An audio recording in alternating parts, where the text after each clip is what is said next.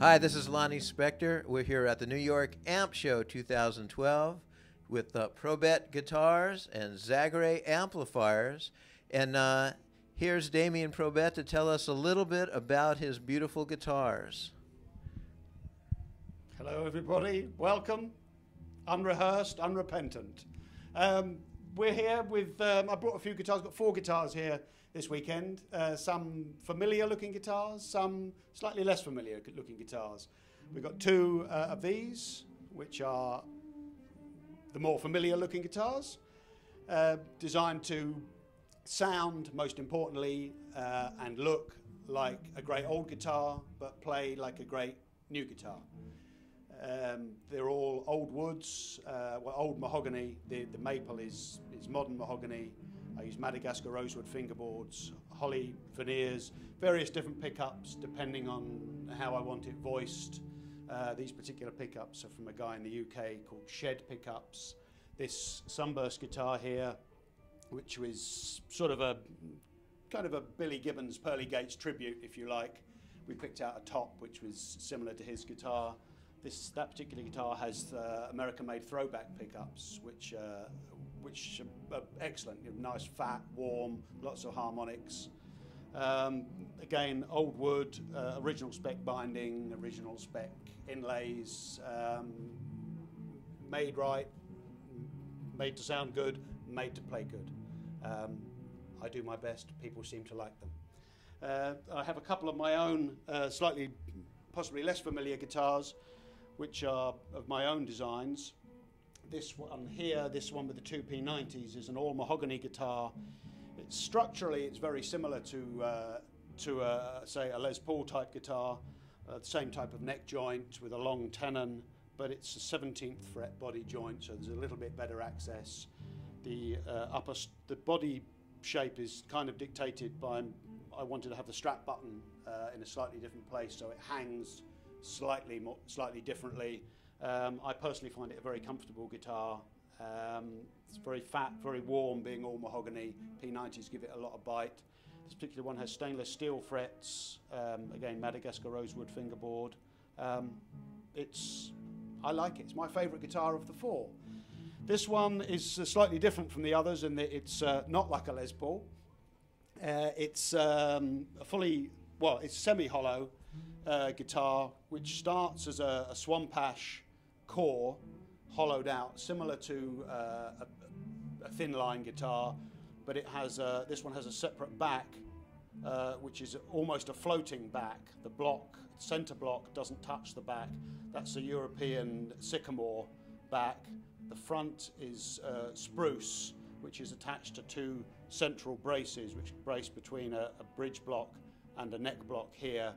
The idea with this was to give it something of the air of an archtop guitar without being a big bulky archtop. The idea is that it's very immediate sounding. The notes pop very quickly off the fingerboard.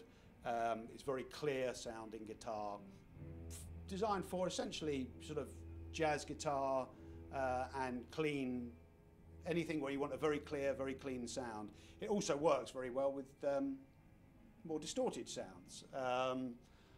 Again, it's my design. I like it. I suggest you try one, see if you like it too. Thank you very much. So if people want to find you on the web, what's the web address? The web address is www.probetteguitars.co.uk. Probette is Probett. I also have a Facebook site. If you get onto Facebook and look for Probette Guitars.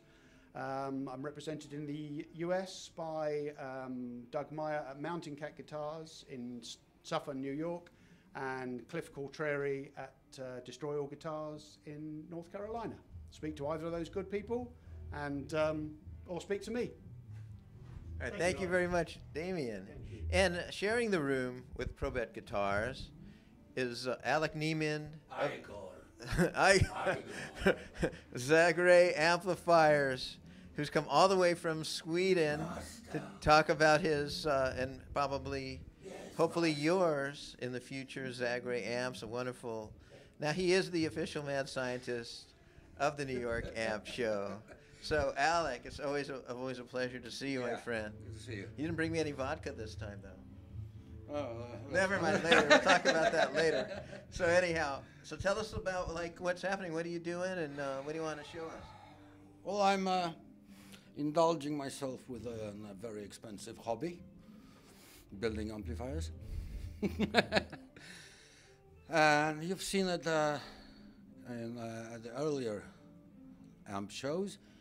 So what we have this year is the same amp tweaked out, Mark II, which means improved, more power, more fun, a little more blingy cosmetics, and a little more other versions. Probably I should explain a little behind of the philosophy behind this little toy. I made a promise to myself in 1972, never again to build a guitar pedal. So when I started designing guitar amplifiers, they have to be of a kind that won't need pedals in front of them. And therefore they are pretty unique. They are different, a little, well, they are unique in the sense that they don't need pedals. Okay? They are made to be operated in two modes. You can put them in a clean mode and overdriven mode. But the funny thing is, if you look at this foot switch that turns switches between clean and overdriven, the red light is a warning. But you're in a clean mode. You're meant to be in an overdriven mode. Okay. Because you can get back to clean just with the volume control on your guitar, your pick attack, you're playing. So instead of needing a pedal, you've got just a switch and. You're clean or overdriven, but usually I would say that everybody is 90% of time in the overdriven mode. Only when you need to play background or backtrack to somebody playing smooth jazz that you're in clean. Right. So you're saying Americans are overdriven? Yes, they are getting a massive dose of overdrive in this room.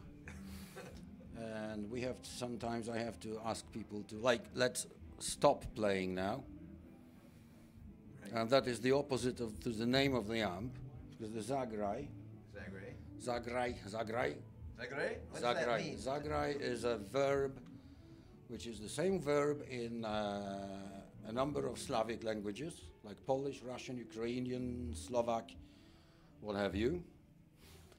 And as you see on the logo, there is an exclamation mark. I see that. It's a verb in imperative form. All right. And it is the shortest ever translation of one of Frank Zappa's album titles. Shut the F up and play. I knew Frank Zappa. Did you know that? Yeah, I know that. Okay. So when the amp says shut up and play, and the people take it verbatim, and they play and play and play, sometimes I say, okay, you had enough fun. Let somebody else have some fun. Right. And as you see, this is the last year's model with the cafe latte front panel. Right. That one was 23 watt output, and the new cosmetics is, you can look at this and you will see something that is also different. Yeah. It's red and gold handles. It's a little blingy. Oh. It's cheaper now if it hits the ground, with the 3-second rule. This is a 2-unit rack case, 19-inch rack case. It's the Zagray preamp. Because this all tone shaping, sound shaping happens in the preamp. For some people, even 33 watts is not enough. So okay, stuck it in the rack. Get yourself a 500 watts Class D digital amplifier and blast away. Perfect. And what can we say more? That there is an accessory to the amp that is very handy. And for that, I probably need to dim the light a little. You need to point the camera to this. I'm getting scared. it making noise? No. Well, you think it's the fun, stupid lights and stupid little light. No. Suppose that you're during the gig and the fuse goes. It happens. Yeah. You get to the back of the amp, it's dark like in a cow's ass on a moonless night. You pull this out and you have a little flashlight. You can light up what's on the back and find the fuse and change it and then put it back in. That's awesome. How Well, handy. the flashlights are not included in the price. There has to be some limit to what I can give away. Speaking of price, what price points are these amplifiers? The head, that one, this head with without the flashlights, is $2,800 net. Okay. Then of course you need to get the shipping done. And the preamp? And the preamp is $1,800. Is there a combo that? Yes, there is a combo in the works. Okay. That will be. We have a few combos out. These were the first prototypes, and it's under further development because people like different speakers. So if you have a combo, okay, I can't ask you to change speakers and do all this stuff. So I've designed a combo that will take either one 12-inch speaker or two 10s, but it will the front baffle will be removable. Very simple arrangements of probably four how do you call those screws where the nut looks like a butterfly wings has on it. Open it up, and you can buy the combo. And let's say, for example, you buy a standard 12-inch speaker with it. And then you go, I might like two 10-inch speakers and perhaps two different speakers. So what do I need to do? Buy another combo cabinet? No, you just buy another baffle. That's awesome. That's great. I think this is great for studios. Because if in the studio you will have different cabinets and a wall of cabs and switch the cabs. No, have one cab. Have a number of different baffles, and it's like, okay, we need another sound. Well, I'd like to have this with, let's say, a vintage 12-inch JBL that you have in your bank vault. Oh, well, let's plug it in here. Well, Alec, I never know what you're going to come up with here at the New York Amp Show, and you always manage to outdo yourself. Yes, there is something. Uh-oh. You I said that in 1972 I made a promise never again to build a guitar pedal. Right. And I have broken the promise. It's a pedal. It's a pedal. It's a pedal. It's called Booster D-Booster. So it's an active circuit which always has on the treadle, you have a 30 decibels sweep of gain. What I mean by always is that with this little knob here, you will set where that sweep happens. So when it is all the way counterclockwise, like let's say, 7 o'clock in the morning, that's early. So you go on from 30 dBs gain, attenuation here, and all the way down it will be 0 dB attenuation. That will be like your volume pedal. And 7 o'clock in the morning you don't want to make more noise. You set it at noon, and why noon looks like this down? Because when it's on the floor and you want to pick it up to see what it is, all the writing will seem that it's upside down on the labels. But when you pick it up like that, it's right side up for you. It's easy to read. So anyway, at noon you have 15 dBs attenuation and 15 dBs gain. That will overdrive any amp and more. And the last thing is that toggle changes the frequency response from flat anyway to something that I call clarify, which in essence is loudness compensated. So And how much will this pedal sell for here? Approximately. you mean in American pesetas? See. Close to $300. Okay, okay. Well, Alec, thank you so much for coming all the way across the ocean. I know it was a long swim. It's always always fun.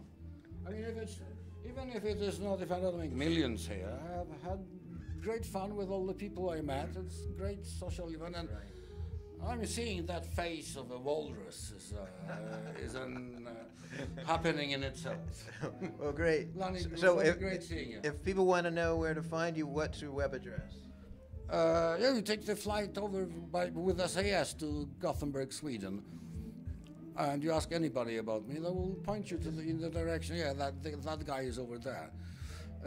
Well, yeah, there is something that resembles a website, which is in shambles. I'm author of I don't know what, somebody was hacking my site for years. It's anacon.tech.com. Anacon, ANACON dash TECH. Anacon-tech.com. But otherwise, it's my easiest way to contact me is just shoot me an email. Let's pick one address. It's ALENIE, Alek Neimand, ALENIE, bagel at rocketmail.com. Well, there you have it. Thanks so much, Alec. Thanks, It's always a pleasure. Likewise. And this is Lonnie Spector from the New York AMP Show 2012. And we'll talk to you in a little while.